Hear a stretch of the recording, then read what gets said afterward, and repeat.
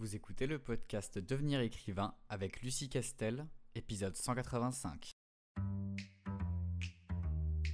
Bienvenue sur Devenir écrivain, le podcast pour démarrer et réussir votre carrière d'écrivain. Et maintenant, retrouvez votre animatrice Lucie Castel, autrice publiée à l'international, formatrice et conférencière.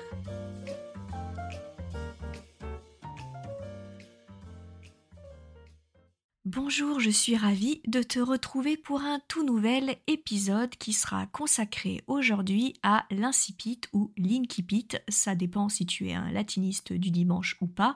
Personnellement, moi je dis incipit, mais tu as le droit de dire comme tu veux, on va pas s'embêter là-dessus. Alors qu'est-ce que c'est que l'incipit ? Eh bien, normalement, c'est le tout début de ton roman. Et quand je dis le tout début de ton roman, je parle vraiment des premières lignes. Alors par extension, on a l'habitude maintenant de plutôt parler des premiers paragraphes ou en tout cas carrément même du premier chapitre. Bref, tu l'auras compris, c'est le début, le tout début de ton livre. Alors attention, si tu as un prologue, c'est le prologue qui est ton incipit, qui est donc le début de ton roman.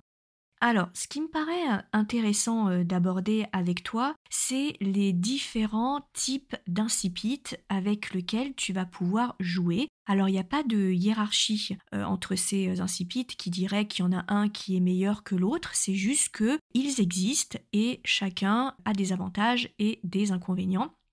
Donc je vais t'en parler et à charge pour toi de prendre celui avec lequel non seulement tu es le plus à l'aise, mais aussi avec celui qui correspond le mieux au déroulement de ton récit. Donc voyons les différents incipits et leurs avantages et leurs inconvénients. On va démarrer avec l'incipit d'action. Alors, qu'est-ce que c'est que ça ? C'est que le début, tu vas plonger le lecteur directement dans l'action. Si ça avait été, par exemple, une scène de cinéma, ça aurait été une explosion, ça aurait été un meurtre. Voilà, on met directement le lecteur en plein milieu de l'action. Alors l'avantage, c'est que on perd pas de temps et là pour le coup, on risque pas de nous accuser de prendre trop de temps pour que l'action se mette en place. On peut pas non plus dire que ça manque de dynamisme ou que c'est mou puisque par définition, c'est une action. Et ça fonctionne dans tous les genres. Si par exemple tu écris une romance, ça peut être le licenciement de la personne, ça peut être le fait qu'elle surprenne son mari ou son petit ami en train de le tromper, ça fonctionne assez bien du coup. Évidemment le polar, on imagine un meurtre, et la fantaisie, ça peut démarrer par la destruction d'un village par une armée du Seigneur des Ténèbres par exemple. Bref. Tu l'auras compris, c'est absolument déclinable dans tous les genres. Donc l'incipit d'action, pour le coup, tout de suite, il y a un côté très immersif parce que on plonge directement, tu l'auras compris, le lecteur dans une action et pour lui, tout de suite, c'est prenant et tout de suite, il veut savoir ce qui va se passer. Si je peux te recommander un livre, alors tu vas me dire que je te recommande toujours les mêmes, mais parce que c'est des masterpieces. Et c'est notamment L'étrange traversée du Sardam, qui est très fort parce qu'il a un incipit qui est à la fois d'action, mais aussi subtilement de description et d'explication. Et petit à petit, on est en train de pénétrer le monde que décrit évidemment l'auteur, alors qu'on démarre très clairement par une action. Et ça peut être une action qui n'est pas forcément qu'une explosion, ça peut être quelque chose de beaucoup plus subtil, mais l'idée étant qu'on plonge dans une action. Alors, on pourrait se dire, ok, c'est génial ça, parce que souvent les éditeurs, ce qu'ils nous reprochent, c'est que le roman met du temps à se mettre en place et que du coup, c'est pas dynamique. Oui, mais il y a quand même un inconvénient à partir avec un incipit d'action. C'est que du coup, on plonge tellement le lecteur dans l'action qu'il peut facilement être complètement paumé par rapport à ce qui se passe tout autour de lui. Pour toi, c'est facile puisque tu as l'histoire bien en tête, c'est la tienne évidemment, ça fait des mois que tu travailles dessus, tu connais par cœur ta mythologie, tu connais par cœur l'environnement de ton roman et surtout tu l'as complètement visualisé, enfin en tout cas plus ou moins visualisé. Mais faut pas oublier que le lecteur, c'est le premier contact qu'il a avec ton univers. Donc c'est bien de le secouer, c'est bien de le faire rentrer dans l'action directement. Maintenant, faut pas complètement le perdre et c'est très clairement l'un des inconvénients et je dirais le risque d'un incipit d'action, que tu noies complètement le lecteur dans l'action et que du coup, il soit complètement paumé et qu'il ne sache pas exactement qui fait quoi. Alors bien sûr, tu pourrais objecter que ça peut être justement le cas, que tu le fasses exprès, que du coup, le lecteur ne sache pas du tout où il en est pour refléter le chaos, par exemple, de la première scène et le chaos de ton action que tu as placé au niveau de l'incipit. Effectivement, ça peut se justifier.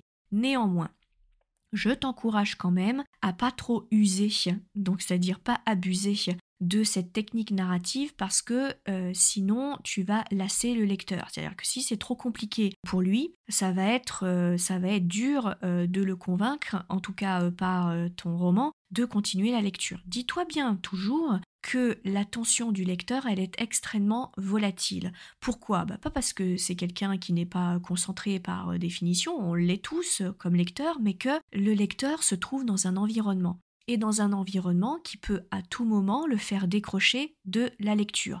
Il peut se trouver chez lui et être interpellé par un membre de sa famille ou par un de ses chats, par exemple. Ou alors il décide de commencer ton roman dans les transports en commun.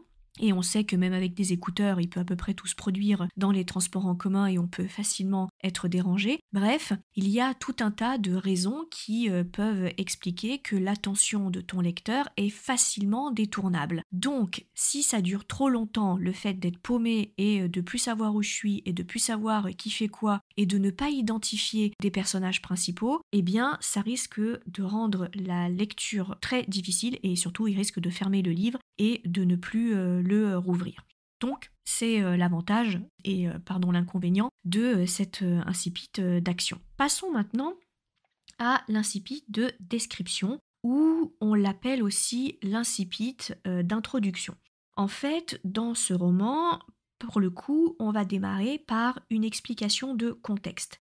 Et du coup, c'est vraiment pour le coup le contexte de départ. Je vais te donner un exemple. Si on est en romance, ça va être carrément un premier chapitre ou tes premiers paragraphes qui vont expliquer quelle est la situation de départ de ton héros ou de ton héroïne. Et donc là, on est dans de l'explication de contexte qui va passer par éventuellement des dialogues ou des descriptions, mais en tout cas, on est dans une phase, alors pas plan-plan au sens strict du terme, mais beaucoup plus calme et beaucoup plus posé évidemment que l'incipit d'action. Alors, l'avantage ici, c'est qu'on entre tout doucement et de façon très agréable dans ton monde. Et on le fait de façon à ce que ce soit pas abrupt.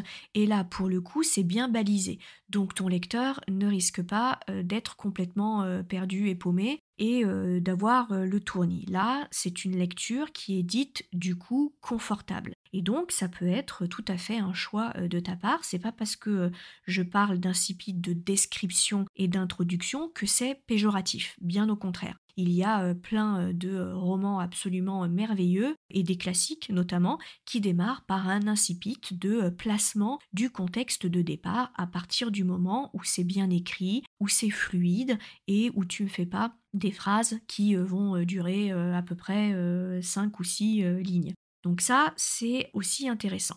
Alors tu t'en doutes, l'inconvénient de cet incipit de description, c'est qu'on peut vite se faire chier.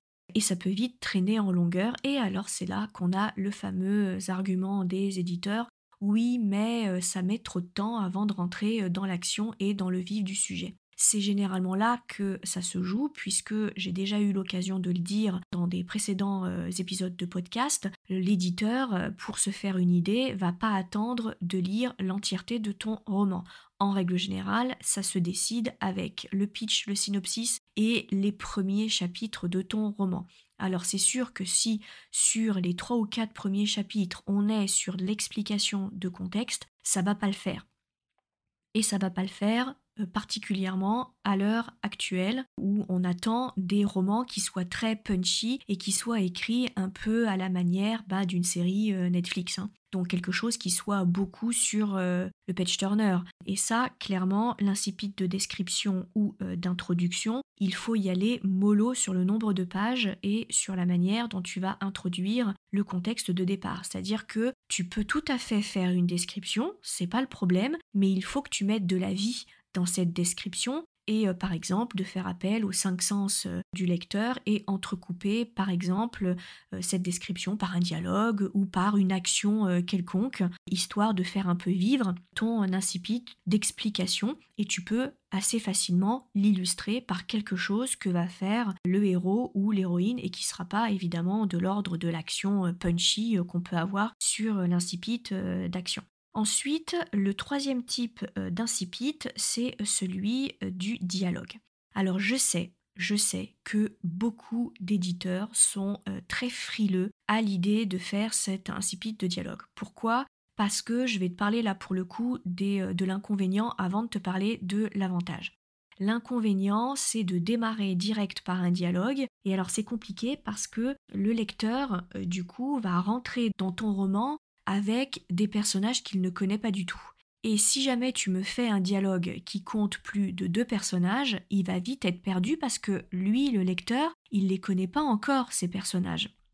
Et donc du coup, il va un peu se demander, ok, mais ça sort de quel contexte ? Donc si tu fais un incipit de dialogue, c'est tout à fait faisable, et d'ailleurs c'est plutôt très efficace, parce que là aussi, ça démarre très fort, on est tout de suite, alors si ce n'est dans l'action, en tout cas on est dans le mouvement, c'est de baliser avec des incises. Alors soit par des incises de dialogue, c'est-à-dire répliqua-t-il, enfin répliqua Georges en se dirigeant vers le comptoir du bar qui était plein à craquer. Donc de cette manière, le lecteur il visualise que la scène elle se produit dans un bar qui est plein à craquer. Et tu balises bien en disant machin chose, répliqua ou commenta ou répondit. Et à chaque fois, tu mets le nom des personnes et tu décris une action ou en tout cas le lieu dans lequel il se trouve. Et entre tes répliques, c'est-à-dire que tu ne fais pas une série de 15 répliques les unes à la suite des autres, entre les différentes répliques, tu me glisses